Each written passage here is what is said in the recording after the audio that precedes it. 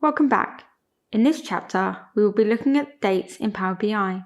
We'll learn about the importance of having a standalone date table, as well as how to use date and time intelligence functions in DAX. We'll finish off this chapter by learning how to create quick measures. Power BI has hundreds of built-in functions available. We'll walk through some example date and time, format, and time intelligence functions using the date 20th September 2020 at 12:52 p.m. as our datetime argument. Using some of the date and time functions, we can pass through our datetime. For the year function, it will return 2020, quarter returns 3, and month returns 9. However, on some occasions, we want dates formatted in ways that the current date and time functions cannot provide. For example, if we want the weekday name of the date, we need to use the format function, where we pass our argument and the desired format expression. In this case, we will type D 4 times. An exhaustive list of all format functions can be found in the DAX documentation. Power BI also has various time intelligence functions available, but we'll look at them later when creating quick measures. Working with dates in your reports is very common. There will always be occasions where we need to evaluate data in a time series to be able to spot trends and patterns. Out of the box, DAX has useful functions and features that support working with dates.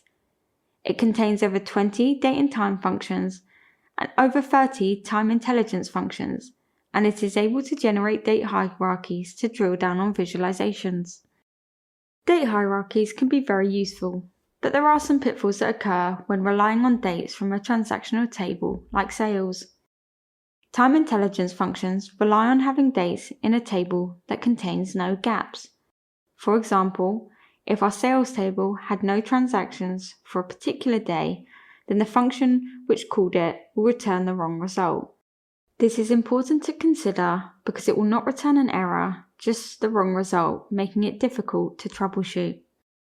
A dedicated date table in your model is highly recommended for accurate reporting, particularly if you'll be using time intelligence functions. There are many benefits for using a dedicated date table.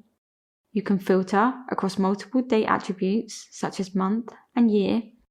You can create custom calendar views and definitions to match your financial year.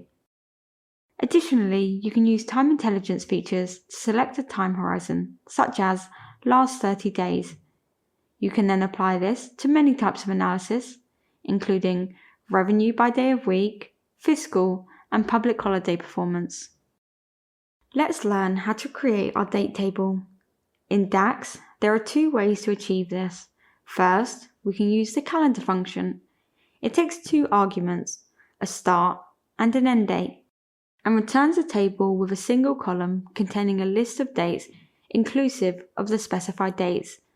In this example, we are creating a date table for dates between 1st of January 2020 to 31st of December 2020. The other function we can use is Calendar Auto. Behind the scenes, it calls the calendar function. Power BI will automatically provide the earliest and latest date in the model as arguments. However, fiscal year end month needs to be specified for the last fiscal month you want to see after the last date.